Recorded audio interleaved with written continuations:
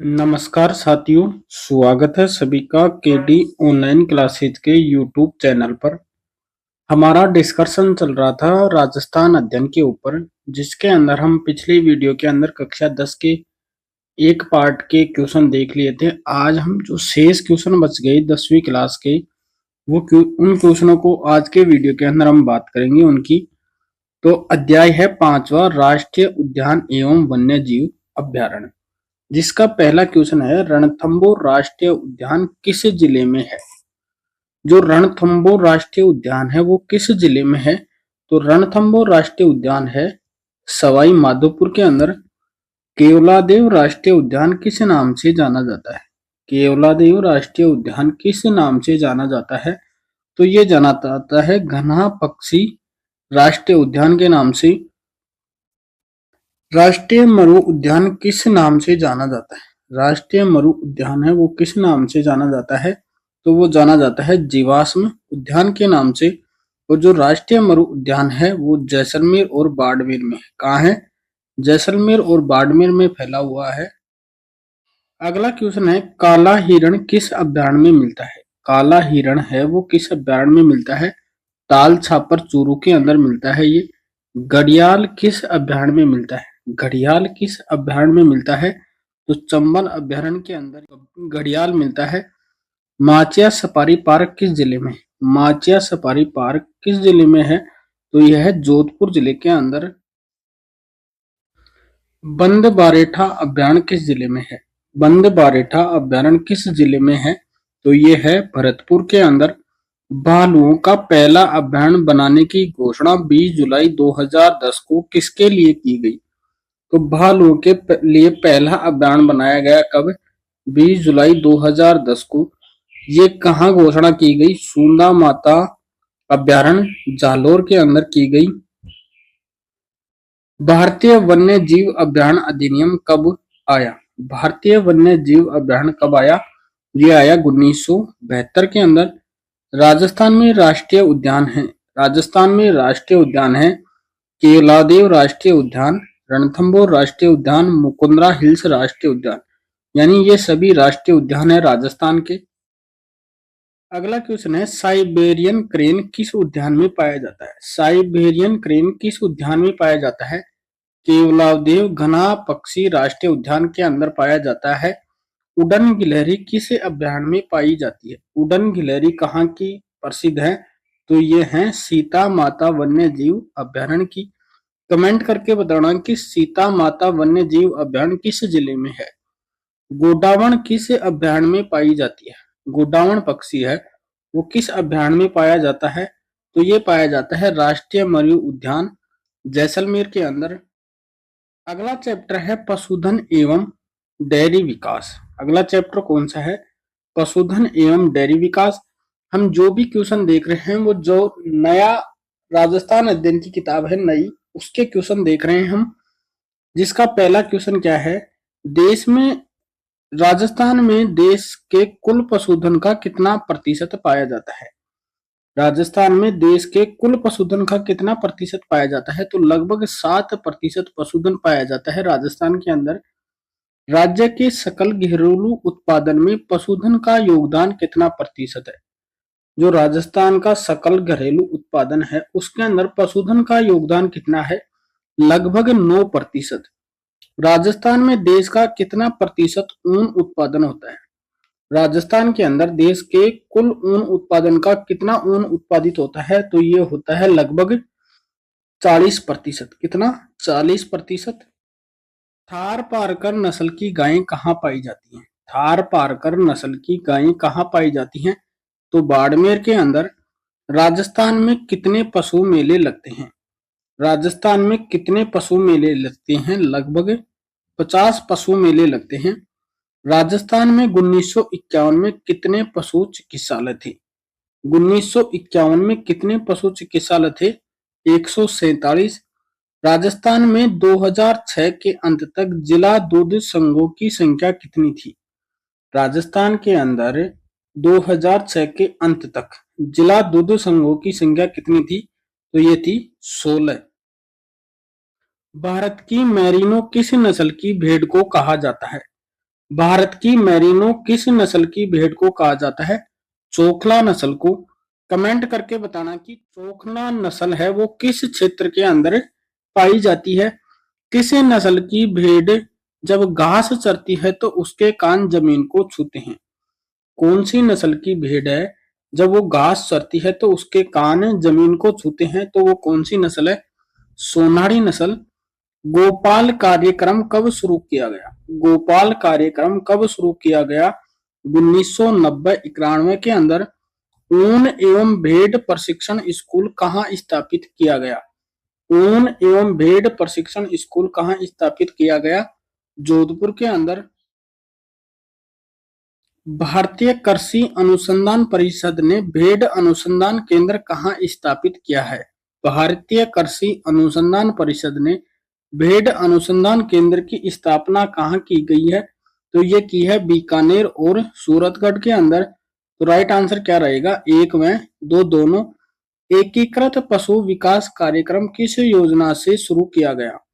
एकीकृत पशु विकास कार्यक्रम किस योजना से शुरू किया गया? 8वीं पंचवर्षीय योजना थी, उससे शुरू किया गया एकीकृत पशु विकास कार्यक्रम।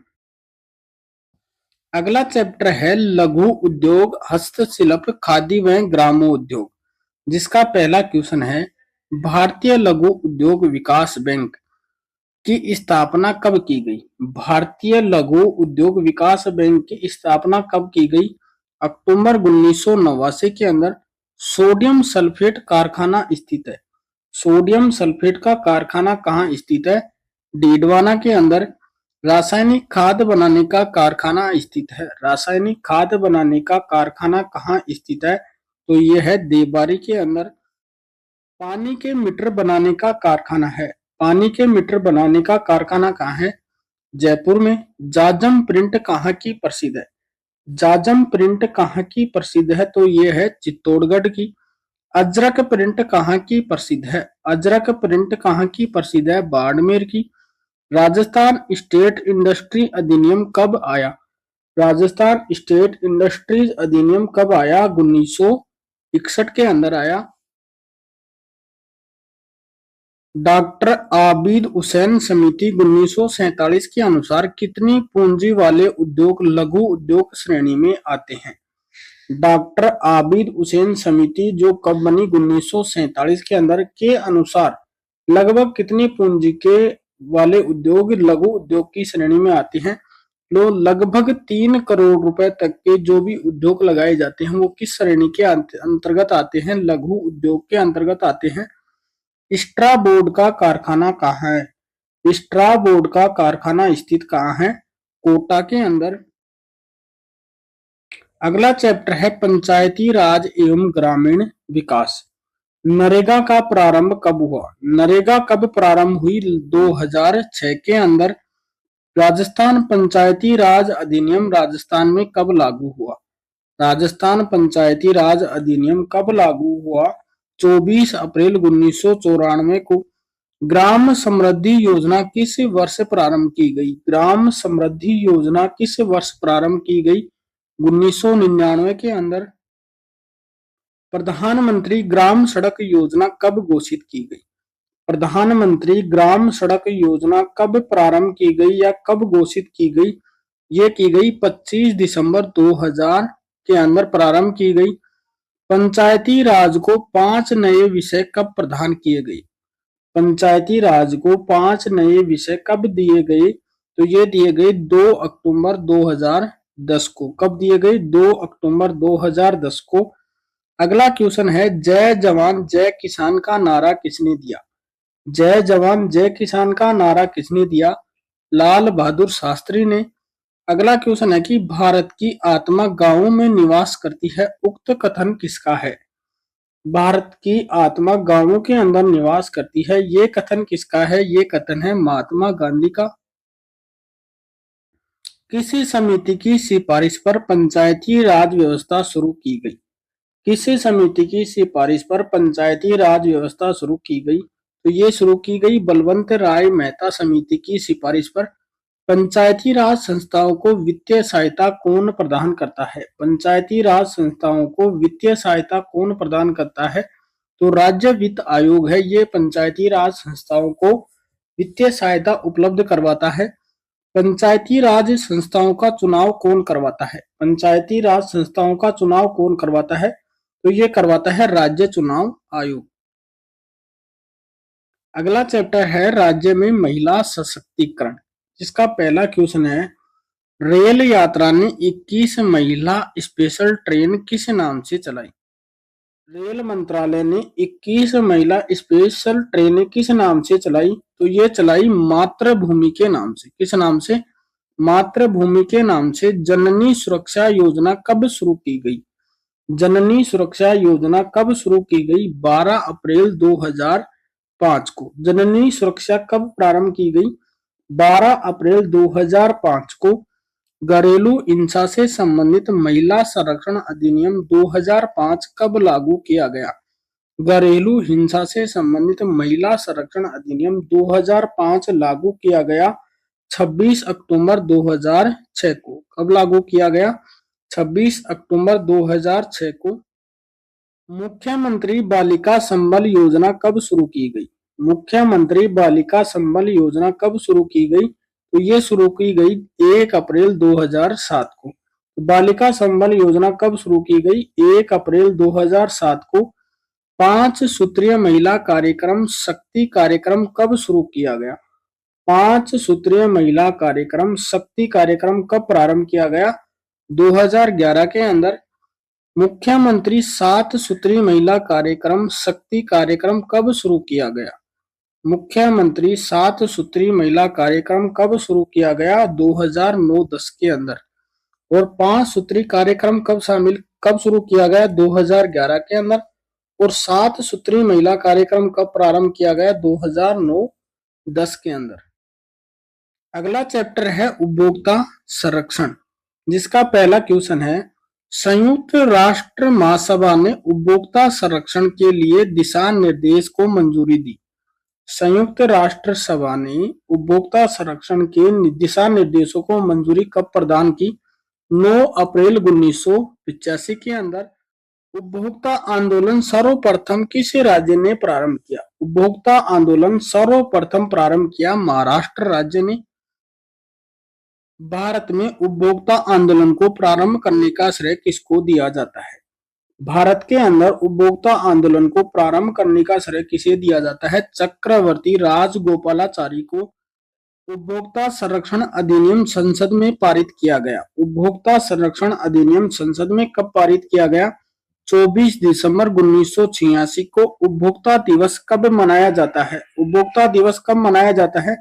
24 दिसंबर को। कब मनाया जाता है? 24 दिसंबर को। अगला क्वेश्चन है नाप तोल मानक संबंधी अधिनियम कब पारित किया गया? नाप तोल मानक संबंधित अधिनियम कब पारित किया गया? 1976 के अंदर। उपभोक्ताओं को राहत देने के लिए MRTP कमीशन स्थापित किया गया।